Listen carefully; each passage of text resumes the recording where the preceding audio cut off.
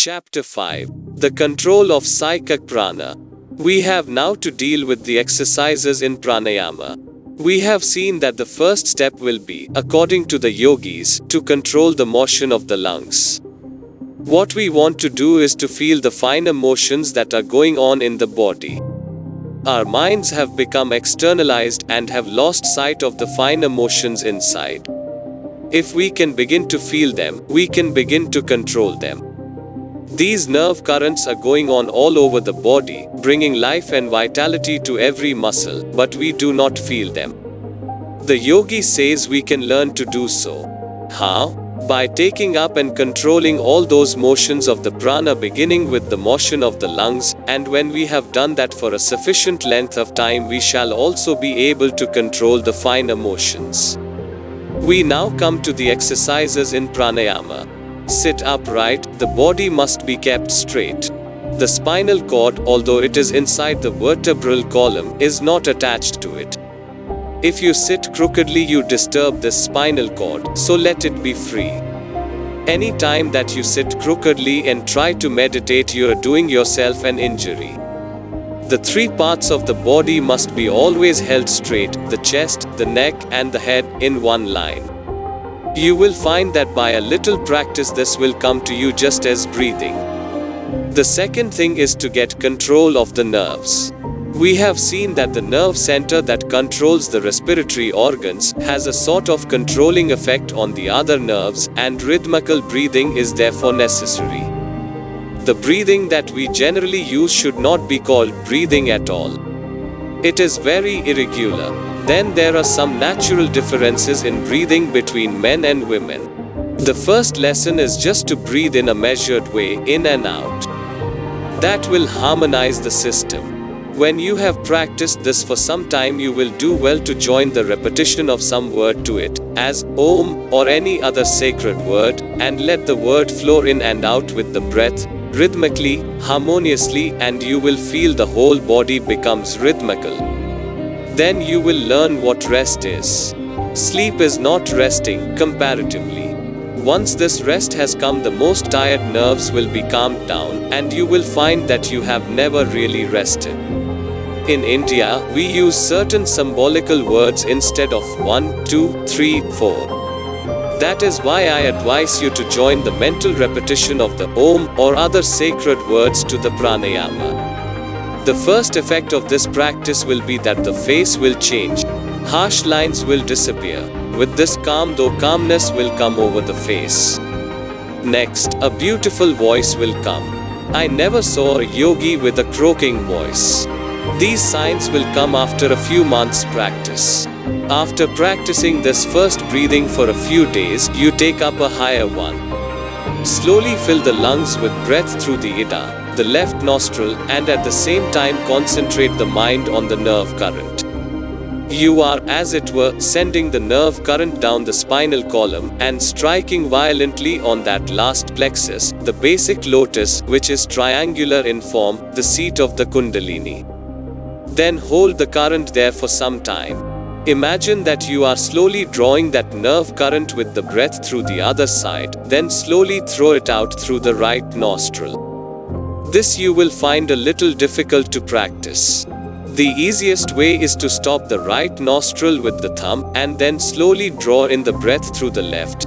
Then close both nostrils with thumb and forefinger and imagine that you are sending that current down and striking the base of the Susumna. Then take the thumb off and let the breath out through the right nostril. Next, inhale slowly through that nostril, keeping the other closed by the forefinger, then close both as before.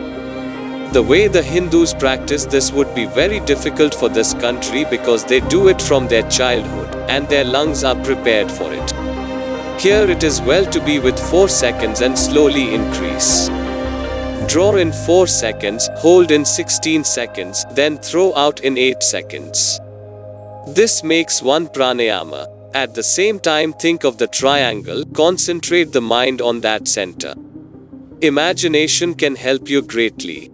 The next breathing is slowly drawing the breath in, and then immediately throwing it out slowly, and then stopping the breath out, using the same numbers. The only difference is that in the first case the breath was held in, and in the second, held out. The last is the easier one.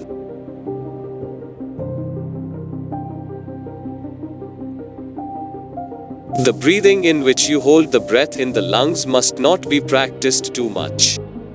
Do it only 4 times in the morning and 4 times in the evening. Then you can slowly increase the time and number. You will find that you have the power to do so and that you take pleasure in it. So, very carefully and cautiously increase as you feel that you have the power to do 6 instead of 4. It may injure you if you practice it irregularly. Of the 3 processes, the purification of the nerves, the retaining the breath inside and keeping the breath outside, the first and the last are neither difficult nor dangerous. The more you practice the first one, the calmer you will be. Just think of Om and you can practice even while you are sitting at your work. You will be all the better for it. One day, if you practice hard, the Kundalini will be aroused.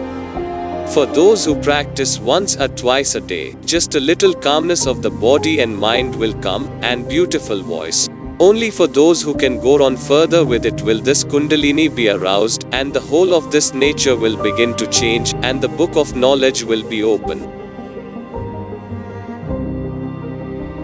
No more will you need to go to books for knowledge. Your own mind will have become your book, containing infinite knowledge. I have already spoken of the Ida and Pingala currents, flowing through either side of the spinal column, also of the Susumna, the passage through the center of the spinal cord. These 3 are present in every animal. Whatever has a spinal column has these 3 lines of action, but the yogis claim that in ordinary mankind the Susumna is closed, that action there is not evident, while in the other 2 it is evident, carrying power to different parts of the body. The yogi alone has the Susumna open. When this Susumna current opens and thought begins to rise through it, we get beyond the senses, our minds become supersensuous, superconscious, we get beyond even the intellect, and where reasoning cannot reach. To open that Susumna is the prime object of the yogi. According to him, along this Susumna are ranged these centers of distribution, or, in more figurative language, these lotuses as they are called. The lowest one is at the lowest end of the spinal cord and is called Muladhara, the next one is called Swadhisthana, the next Manipura, the next Anahata, the next Visuddha, the next Ajna, and the last, which is in the brain, is the Sahasrara, or the 1,000 petal. Of these, we have to take cognition just now of only 2 centers, the lowest, the Muladhara, and the highest, the Sahasrara. The lowest one is where all energy becomes stored up, and that energy has to be taken up from there and brought to the last one, the brain. The yogis claim that of all the energies that the human body comprises, the highest is what they call Ojas. Now this Ojas is stored up in the brain, and the more the Ojas is in a man's head, the more powerful he is, the more intellectual, the more spiritually strong will that man be. This is the action of Ojas. One man may speak beautiful language and beautiful thoughts, but they do not impress people. Another man speaks neither beautiful language nor beautiful thoughts, yet his words charm. That is the power of Ojas coming out. Every movement coming from him will be powerful. Now in all mankind, there is more or less of this Ojas stored up. And all the forces that are working in this body, in their highest form, become Ojas. You must remember that it is only a question of transformation. The same force which is working outside, like electricity or magnetism, will become changed into inner force. The same forces that are working as muscular energy will be changed into Ojas.